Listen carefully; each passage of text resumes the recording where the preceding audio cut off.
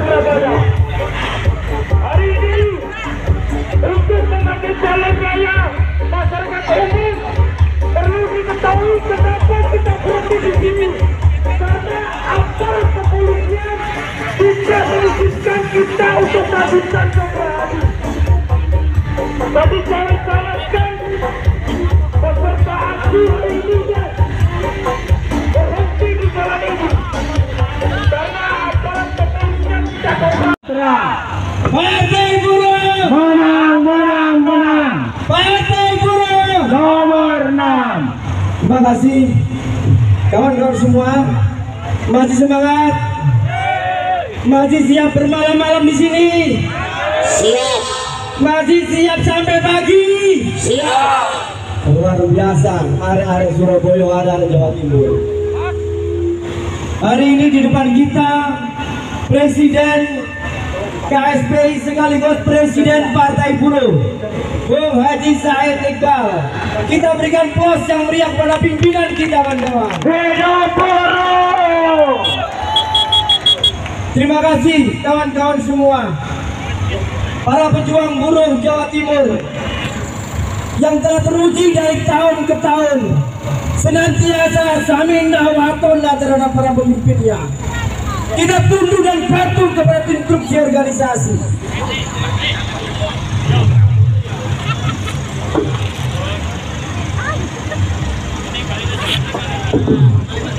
Jadi hari ini kawan-kawan, kita mengingatkan kepada Gubernur Jawa Timur.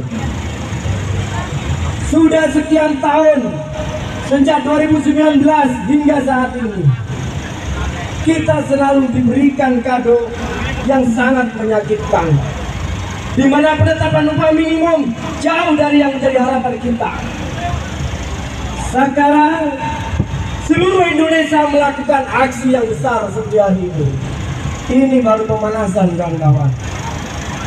Apabila pemerintah tetap bersikukuh dengan sikapnya, menggunakan PP 51 untuk menetapkan dan mengatur hajat hidup kita dengan memberikan kado upah yang sangat buruk, tidak ada kata dan tidak ada pilihan lain.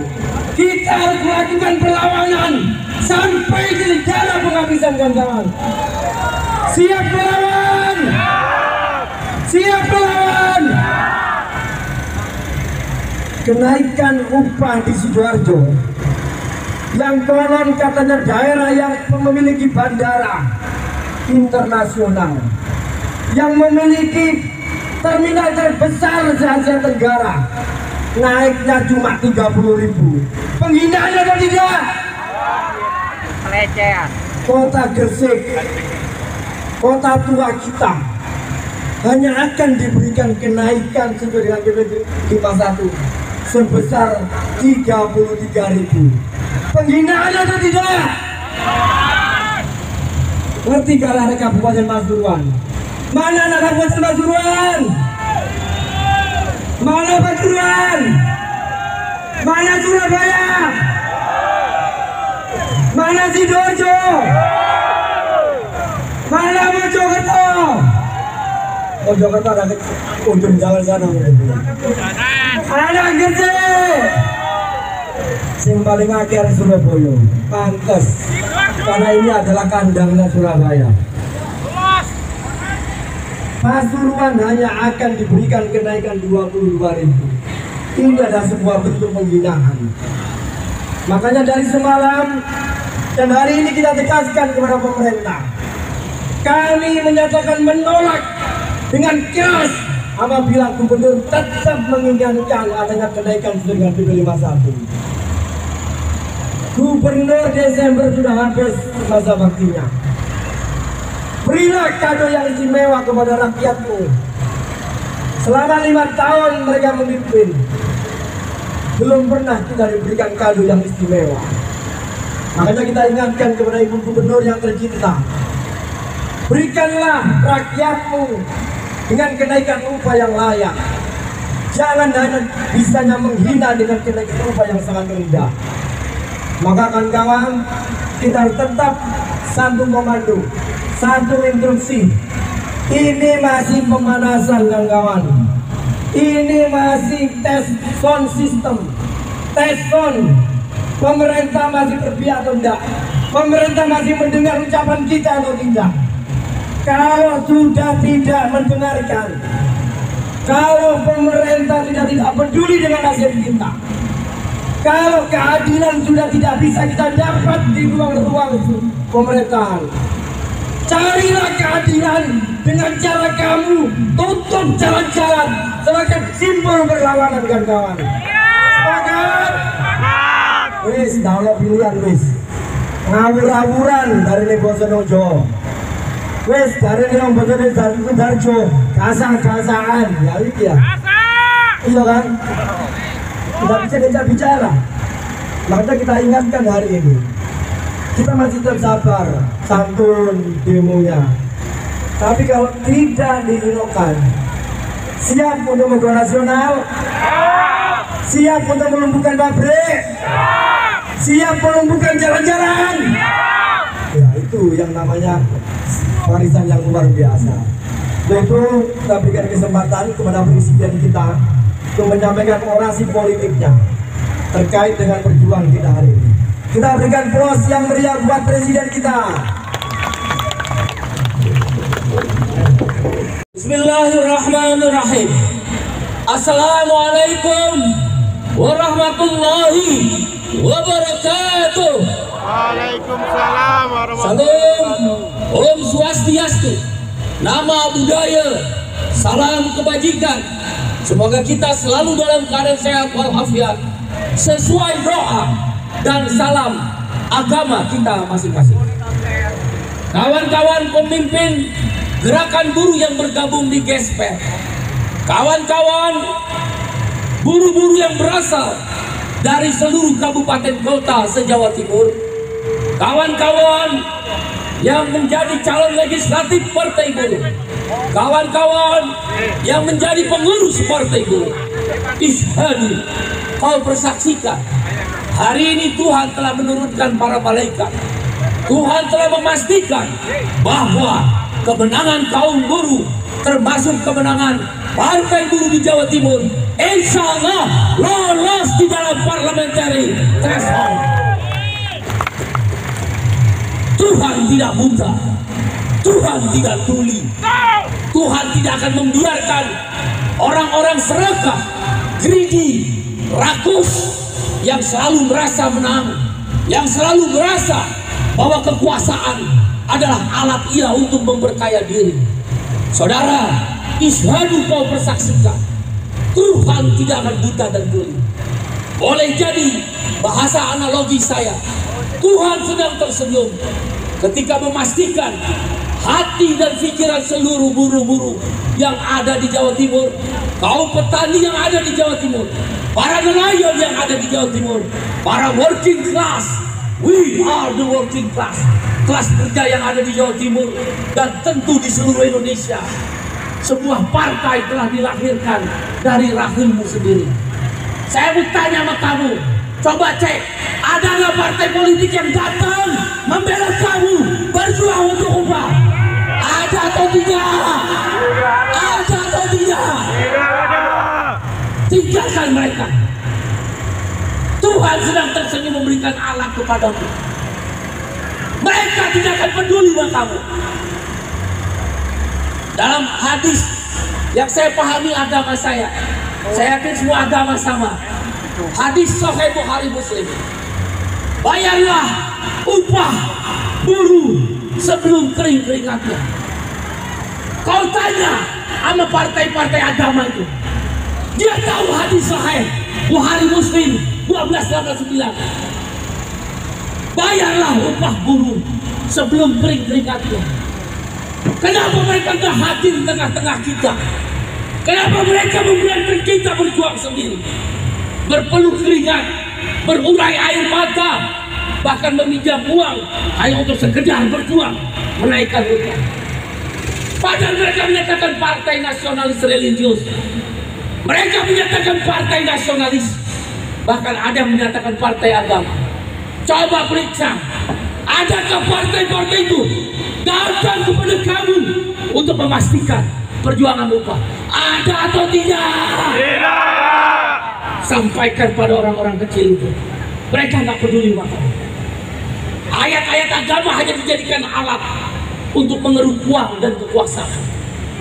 Kalau memang gubernur agamanya sama dengan kita, darahnya sama-sama Jawa Timur, airnya sama-sama Jawa Timur, tentu gubernur tahu bayarlah upah sebelum kering keringatnya. Dia tahu orang-orang kecil ini turun ke jalan hanya untuk memastikan sekedar seratusan ribu rupiah. Mungkin makannya dia di hotel-hotel mewah adalah $10. Berarti sekitar 140 ribu rupiah. Itulah upah yang kita terima. Maka tadi ada 30 ribu, 20 ribu, di Jember cuma 11 ribu. Agamanya sama dengan kita, darahnya sama, darah Jawa Timur, makannya dari tanah yang sama. Tapi ketika bicara hadis yang Sahih Bukhari Muslim, bayarlah upah sebelum kering keringat para buruh, mereka pura-pura tidak mengerti, bahkan menjegal. Bagaimana mungkin pertumbuhan ekonomi 5,2%, naik upah 3,6%? Saya udah keliling dunia, saya menjadi pembicara dengan Menteri Keuangan Jerman, Menteri Tenaga Kerja Amerika, Menteri Tenaga Kerja Brasil, dan pemimpin-pemimpin dunia yang lain. Nggak ada kenaikan upah di seluruh dunia di bawah pertumbuhan ekonomi. Kalau bicara dirinya, kalau bicara PNS TNI Polri, mereka berlomba-lomba menaikkan upah 8%. Tapi giliran buruh swasta, orang-orang yang termarginalkan, orang-orang selalu dipandang sebelah mata, mereka hanya menaikkan setengahnya, tidak sampai, hanya 3,6%. Nggak ada di seluruh dunia gaji PNS naiknya lebih tinggi dari buruh swasta. Nggak ada di seluruh dunia buruh naiknya upah di bawah pertumbuhan ekonomi. Kalau demikian, pertumbuhan ekonomi 5,2% hanya untuk orang kaya. Yang kaya makin kaya, yang miskin makin miskin. Saudara, saya kasih tahu sama kamu semua buruh Jawa Timur. Hei buruh Jawa Timur, hei buruh Jawa Timur, saya kasih tahu sama kamu, orang miskin, pikirkan orang miskin. Kita kaum buruh pikirkan nasib buruh, petani pikirkan nasib petani, satpam, bekerja hotel, bekerja bank, pikirkan diri kita sendiri. Nggak mungkin mereka orang kaya. Kamu lihat aja gubernur, berpuluh-puluh ribu kamu jalan kaki, berpuluh-puluh keringat, bahkan sampai malam. Jawa Barat udah lumpuh, semua pintu tol Jawa Barat udah tutup. Jawa Tengah udah mulai bergerak. Banten sudah lumpuh, kota Banten diserang. Semua sudah bergerak. Pikirin diri kita sendiri. Bohong kalau mereka mau pikirin kita. Kalau mereka mau mikirkan kita, dari jam 12 siang mereka udah menemui kamu para gubernur. Gubernur akan menemui kamu mengumumkan sesuai rekomendasi bupati wali kota, naiknya adalah mendekati 15%. Udah, buang. Tuhan sedang tersenyum. Apapun agamamu, Dia sudah ciptakan partai buruh. Sekarang elektabilitas partai buruh 2,3%. Ada pesanan dari partai-partai besar, kalau lembaga survei kita dibikin 0,1%. Yang memilih partai buruh kalau 0,1% cuma 160.000. Kan bohong benar. Yang benar adalah survei internal 3.390.000. Kita tinggal membutuhkan 2.010.000, 2.100.000. Insya Allah Jawa Timur satu fraksi DPRD Provinsi Jawa Timur. Amin ya Allah. Amin ya Allah. Amin ya Allah. Saudara, kalau kamu punya satu fraksi, gubernur bisa kamu panggil.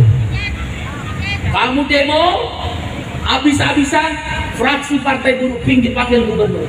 Kita tanya, kenapa kamu lindungi pengusaha-pengusaha hitam itu yang pro outsourcing, pro upah murah, dan tidak melindungi pekerja wanita? Kalau kamu nggak mau, kita bisa minta periksa pajak-pajak mereka. Takut saudara, karena kita nggak punya fraksi. Fraksi yang ada tidak peduli pada orang kecil. Kita suruh periksa pajak mereka semua. Jaga keseimbangan. Saatnya Jawa Timur, partai buruh dan kaum buruh, petani, nelayan berkuasa di dalam pemilu 2024. Siap menangkan partai buruh? Siap menangkan partai buruh? Partai buruh, partai buruh, partai buruh. Saya sengaja datang ke Jawa Timur karena ini basis battleground, pertarungan partai. Saya mau partai buruh berebut. Jumlah buruh di Jawa Timur lebih dari 2 juta orang, bahkan mungkin 3 juta orang. Bersatulah kaum buruh. Ambil fraksi di setiap kabupaten kota. Kita lawan. Kita hapus outsourcing, naikin upah. Kalau nggak mau, kita gunakan hak interpelasi. Parlemen jalanan bergerak. Parlemen secara konstitusional juga bergerak. Kampanye partai buruh sudah saya instruksikan, bergabung dengan aksi-aksi massa. Saya habis pulang duluan karena besok harus ke NTB. Ada 5.000 buruh pariwisata NTB. Saya minta di NTB harus menang juga. Saudara, saatnya kebangkitan kelas. Satu hadis lagi saya kutip. Agama lain saya rasa ada. Manusia dilarang, manusia tidak boleh menghamba kepada manusia. Manusia hanya boleh menghamba kepada Tuhan. Hadis sahih Bukhari Muslim. Dan ini juga agama lain mengajarkan tentang. Ini adalah tentang ketauhidan pertama dari semua jajaran agama yang ada di Indonesia. Manusia tidak boleh menghamba kepada manusia. Karena kalau manusia menghamba kepada manusia adalah budak. Bahasa Inggrisnya slavery. Saya mau tanya sama kamu, outsourcing budak atau bukan? Budak atau bukan? Partai agama itu tahu hadis sahih Bukhari Muslim. Manusia tidak boleh menghamba kepada manusia. Karena kalau Hidup ini mahal bila dipikirkan, menabung sulit apalagi